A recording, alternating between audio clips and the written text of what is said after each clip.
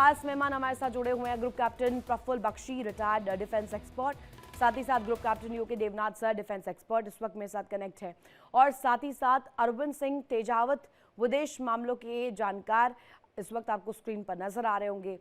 और ये पूरी जो चर्चा है, मैं सबसे पहले मेरे जो खास मेहमान जुड़े हुए हैं प्रफुल्ल बख्शी सर, आपसे आज जानना चाहती हूँ, ये ईरान और अमेरिका के बीच जो टेंशन्स हम देख रहे हैं, ये दिसंबर का महीना जैसे जैसे ख़त्म हुआ, नया साल आया, हमने वेनेजुएला की तस्वीर देखी, अमेरिका ने वहाँ पर कैसे मादुरो को हॉस्टाइल बनाया, बंदी बनाया, न्यूयॉर्क ले जाया गया।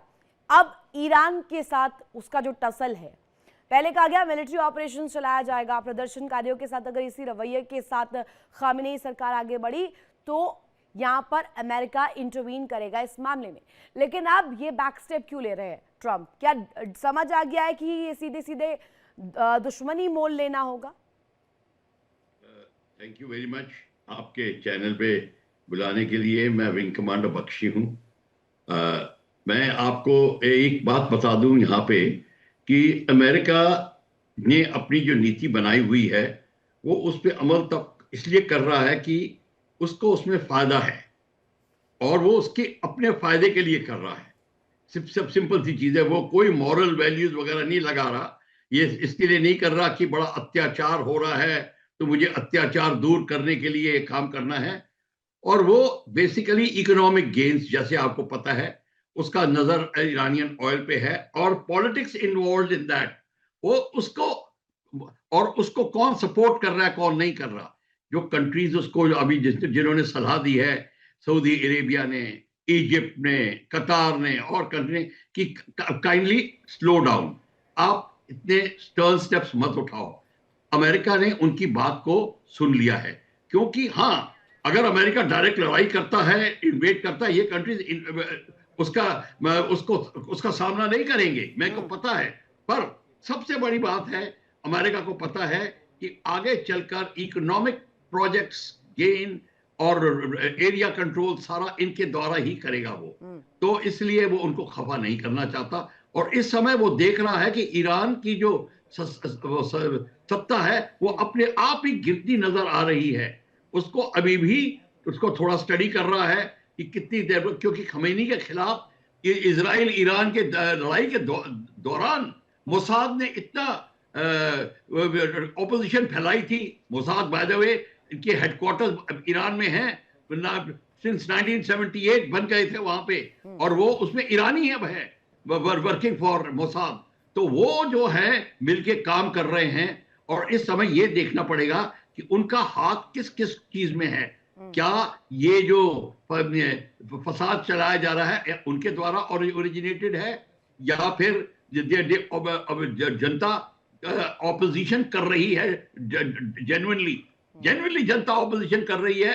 वो इसके शरीयत लॉ के, खासकर लेडीज, वहां की औरतें, वो बड़े खिलाफ है खमीनी के, और खमीनी को बहुत मुश्किल आ रही है अपनी सत्ता बचाने के लिए। तो अमेरिका देख रहा है आराम से कि ऊंट किस करवट बैठता है, उसे कोई जल्दी नहीं है। उसने अपने एयरक्राफ्ट कैरियर वगैरह और सब कुछ ले आया है, क्योंकि अब हुतीज, हमास, हिजबुल्ला, ये सब एक्टिव फिर हो जाएंगे, क्योंकि चाइना निरंतर अपनी सप्लाई जारी रखेगा, वो नहीं रुकेगा। और वो अमेरिकन शिपिंग को, ट्रेड शिपिंग को, ये सारे के सारे को असर करेगा। रेड सी में और कहीं कहीं जहां पे भी हो सके वो करेंगे। अमेरिका उसको बचाने के लिए अपनी फ्लीट रखी हुई है, अपने लोगों को, अपने बेसिस को सुरक्षित रखने के लिए। अगर स्थिति बदल जाती है, पॉलिटिकल सिचुएशन चेंज हो जाती है, तो उसके जो गन बोट डिप्लोमेसी है वो चलती रहेगी। जैसे कि आप देख रहे हैं एयरक्राफ्ट कैरियर आ रहा, और भी जहाज है, सबमरीन्स भी हैं, सब कुछ है। B-2 बॉम्बर्स के आने में कोई देर नहीं लगेगी। जैसे पिछली बार वो ले आया था, उसने तीनों न्यूक्लियर रिएक्टर्स पे और डैम्स पे उसने अटैक किया था। ये सब कुछ तो होगा। पर इस समय रशिया और बाकी कंट्रीज अपनी एम्बेसी को इसलिए खाली कर रहे हैं कि कोई जो ऑपोजिशन के वाले लोग हैं, जो उनके खिलाफ है, वो उनकी एम्बेसीज पे अटैक ना कर दे, वो खाली कर रहे हैं। हमने भी, इंडिया ने भी वार्निंग इशू की है, हमने भी इवैक्यूएट किए हैं वो वहां से लोग। तो इस समय ईरान की जो स्थिति है वो काफी डावाडोल है। पर अमेरिका इतनी जल्दी अटैक बख्शी नहीं सर, करेगा। आपने ये बिल्कुल राइटली कोट किया है कि अब अमेरिका इस इंतज़ार में है, वो वेट एंड वॉच की स्थिति में है, देख रहा है ऊँट किस करवट बैठता है, उस हिसाब से जवाब देगा। हालांकि अरविंद सिंह तेजावत जी मेरे साथ कनेक्ट है, विदेश मामलों के जानकार हैं, मैं उनसे समझना चाहूँगी। अरविंद जी, ये जो पूरा मामला है हम देखते हैं वर्ल्ड ऑर्डर में बदलते समीकरणों को भी हम समझते हैं, लेकिन इस वक्त की स्थिति अगर ईरानी फोर्स को हम देखें, IRGC को देखें, वो भी कहीं से पीछे हटने को तैयार नहीं है, या खामेनेई पीछे हटने को तैयार नहीं है, प्रदर्शनकारी भी यहाँ तक कि पीछे हटने को तैयार नहीं है, वो भी सड़कों पर रोज बरोज पहुंच रहे हैं, रोज बरोज प्रदर्शन कर रहे हैं। लेकिन अमेरिकन जो अप्रोच है इस पूरे मामले में, जैसा भी बख्शी सर ने कहा, वो कह रहे हैं कि वो वेट एंड वॉच की स्थिति में है, वो देख रहे हैं कि ईरानी जो सरकार है, जो सत्ता है, वो क्या कदम रखती है, उसके बाद वो अपना जवाब देंगे। वेनेजुएला की स्थिति इसमें थोड़ी सी अलग हो जाती है और ईरान थोड़ा अलग हो जाता है। लेकिन मैं इस बात को समझना चाहती हूँ कि अभी तो UN की मीटिंग भी हुई, वहाँ पर भी तलख तेवर दोनों ही देशों के प्रतिनिधियों की नज़र आए, दोनों ही जो कहते हुए नजर आए, जो उनकी बॉडी लैंग्वेज है वो दिखाती है कि इस स्थिति में, इस क्रूशल टेंशन भरी स्थिति में दोनों का रुख क्या है। अब मैं आपसे ये समझना चाहती हूँ कि जैसा कि बख्शी सर कह रहे हैं कि वेट एंड वॉच की स्थिति में है, लेकिन वो देखना क्या चाहते हैं कि खामेनेई इसमें क्या अप्रोच रखते हैं, ये देखना चाहते हैं, या ये देखना चाहते हैं कि प्रदर्शनकारी अगर रुक जाए तो ठीक है, हमें क्यों दुश्मनी मोल लेनी किसी देश से।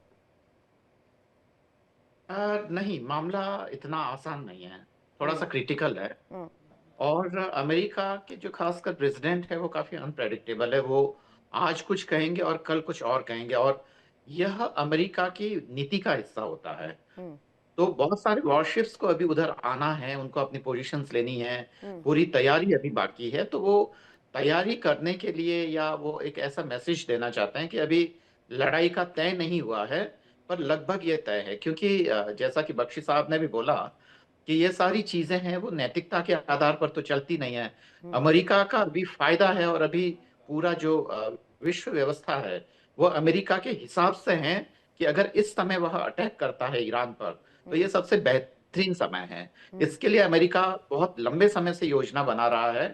जैसा कि पहले जो नतांस और वहां पे जो परमाणु ठिकानों पे, फोर्दो पे जो हमला किया था अमेरिका ने, ये एक तरीके का टेस्ट था कि दूसरी जो दुनिया की ताकतें हैं, चीन या रूस, वो किस तरीके से रिएक्ट करती है, या दुनिया के बाकी देश कैसे रिएक्ट करते हैं।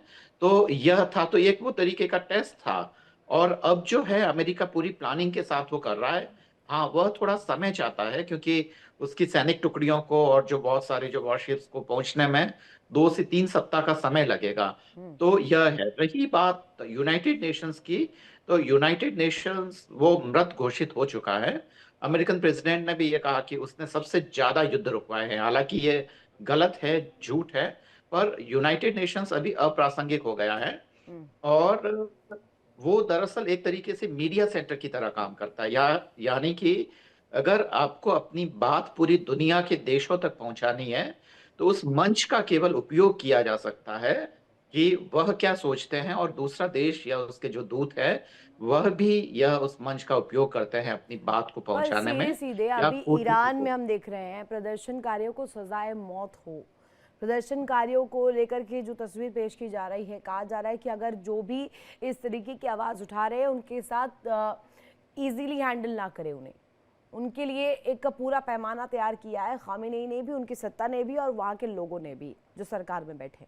लेकिन मैं ये समझना चाह रही हूँ कि अभी तो ईरान के मंसूबे कहीं से ठंडे नहीं नजर आ रहे। ईरान अब भी वहीं पर ही है जहाँ वो था, खामेनेई अब भी वहीं पर है जहाँ वो थे।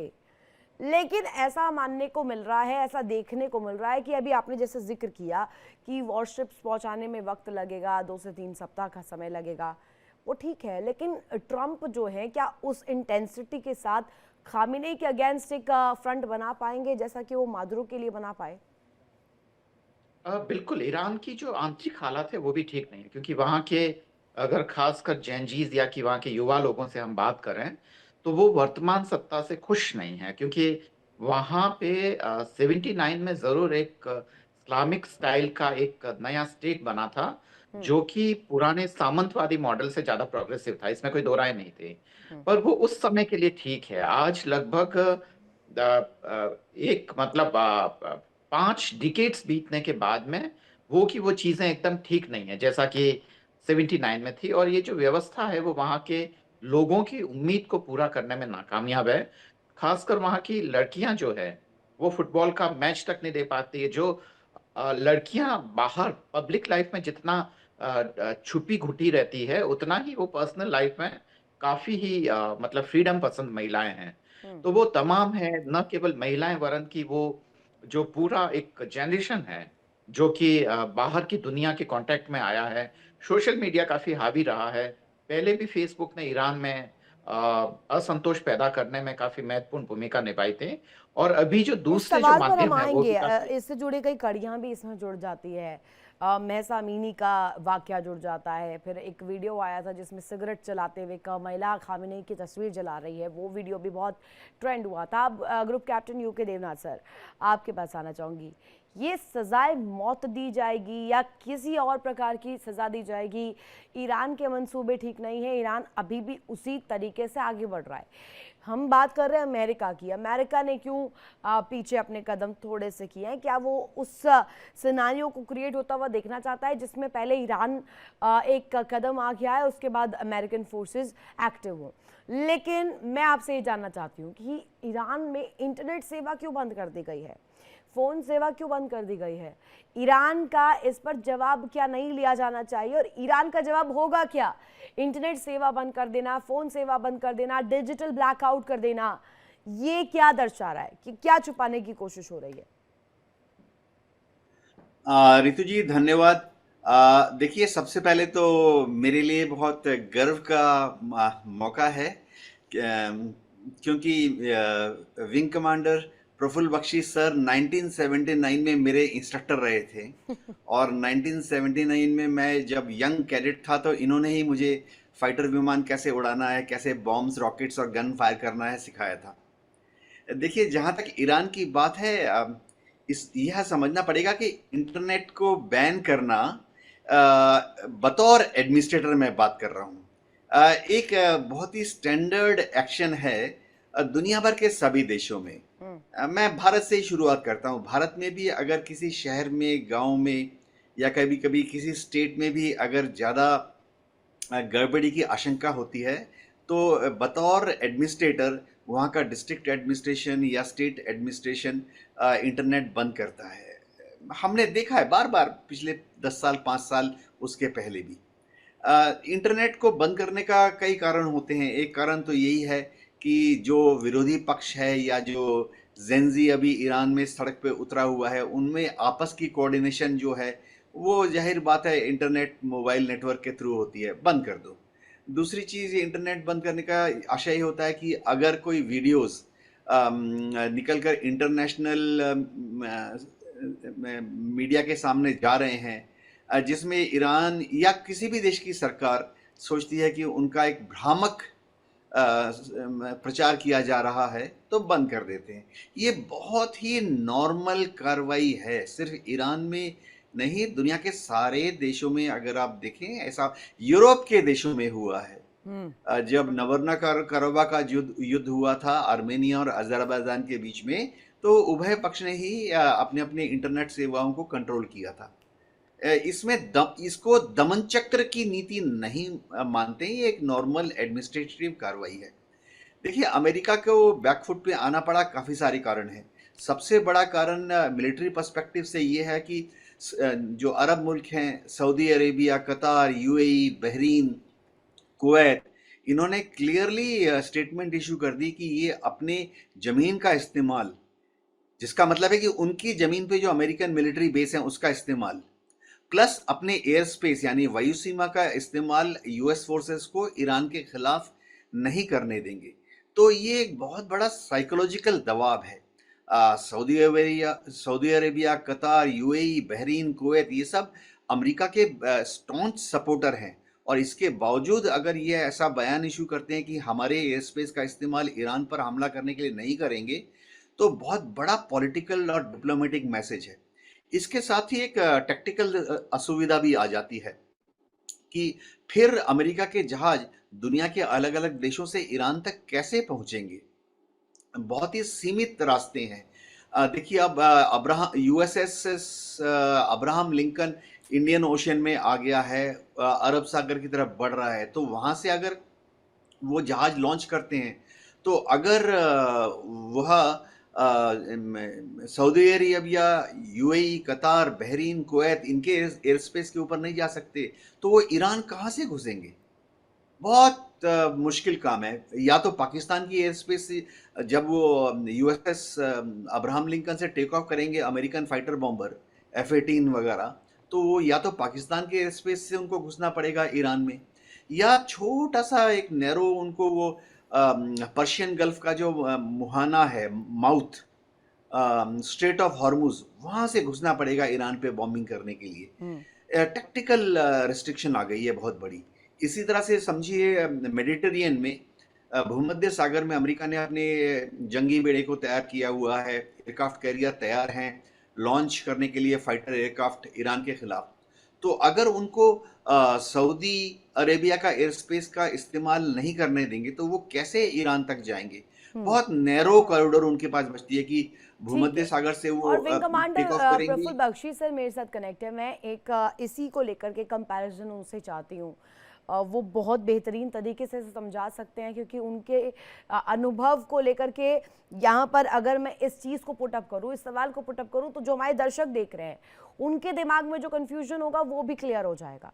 Bakshi sir, with due respect, मुझे आपसे बस ये जानना है कि ये ईरान और अमेरिका, ये दोनों अगर आमने सामने आते हैं, ये कहा जाता है कि ताकत अगर एसिमेट्रिक वॉरफेयर की होगी तो ठीक है, जवाबी हमले दिए जाएंगे, लेकिन अगर पूरी तरीके से युद्ध की स्थिति बनती है तो कहीं ना कहीं कमजोर पड़ जाएगा ईरान। एम आई करेक्ट?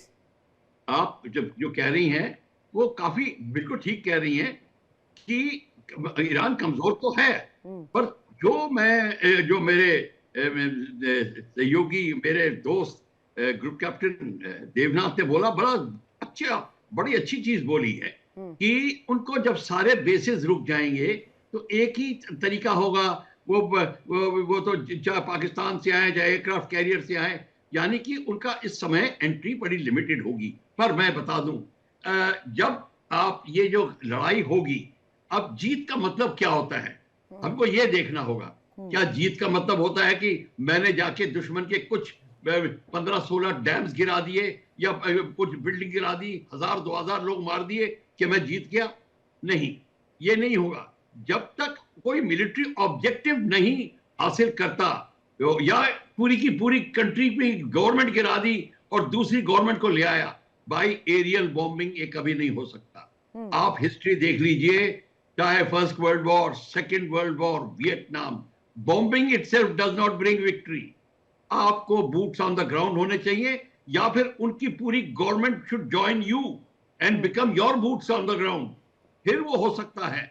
ये जो है एरियल बॉम्बिंग में आपने देख लिया, चाहे कितना भी हो, उस समय उनके टारगेट्स टूट जाएंगे, उनके 1000-2000 लोग मर जाएंगे, पर वो नहीं होगा जब तक कि पूरी सत्ता नहीं चेंज होती और रजा शाह पहलवी वापस नहीं आते, और तब तक अमेरिका ना सोचे कि वो जीत गया है। ये बात तो आप मान के चलिए, ये हो ही नहीं सकता। और इस समय इस्लाम जो है थोड़ा जागरूक हो गया है, हालांकि शिया सुन्नी का काफी वहां पे, ये Iran is a Shia country और काफी शिया सुन्नी में भेदभाव होता है, पर इसके बावजूद। पर बख्शी सर, IRGC सेना इनकी खामेने की, क्या वो इतनी स्ट्रॉन्ग है कि कुछ भी हफ्ते अमेरिकन फोर्सेस के आगे टिक पाए? इनके पास जो बैलिस्टिक मिसाइलें हैं, फतेह हो, खैबर शेकन हो, फतेह हाइपरसोनिक, जो भी पिक्चर वॉरफेयर हो, क्या वो टिक पाएगा? ये सवाल है। ये IRGC के मिसाइल्स की बात कर रहे हैं, तो ईरान के पास इनफ मिसाइल्स हैं कि इनके जो अटैकर्स हैं उनको निस्तमनबूद करें। ये बात नहीं, ये मत कि ये कि ईरान के पास कोई मिसाइल ही नहीं है। ईरान के पास है मिसाइल्स, और ईरान के पास चाइना और रशिया की सप्लाइड मिसाइल है, टेक्नोलॉजी है, और वो इंक्रीज हो जाएंगी। ये मत सोचिए, रशिया भी इंक्रीज करेगा, चाइना भी इंक्रीज करेगा, पर IRGC जो है वो उनके पीछे हटा सकता है, उनको डिले कर सकता है। अमेरिका के पास में इन्वेडिंग फोर्सेस नहीं होंगी, जो जैसे कि आपने सेकेंड वर्ल्ड वॉर में जो नॉर्मंडी लैंडिंग के ऊपर जिस तरीके से इन्वेड करके आप बीचेस के ऊपर से आप करेंगे, वो नहीं है। टैंक्स नहीं होंगे, कहां से लाएंगे इतनी दूर, टैंक्स किधर लाएंगे? तो आर्मी की लड़ाई नहीं होगी, लड़ाई होगी मिसाइल्स की और एयर वॉरफेयर, और उसमें मिलिट्री ऑब्जेक्टिव को डिस्ट्रॉय जरूर करेंगे, पर मिलिट्री पूरा पॉलिटिकल ऑब्जेक्टिव मिलता है कि नहीं, ये देखना होगा। वो अगर नहीं मिलता तो फायदा क्या हुआ? आपने इतना जोर लगाया और पॉलिटिकल ऑब्जेक्टिव नहीं मिला, तो फिर जीत कैसी? हाँ, इकोनॉमिकली बैकवर्ड हो जाएगा ईरान, तो 10-12 साल पीछे हट जाएगा, वो जरूर होगा।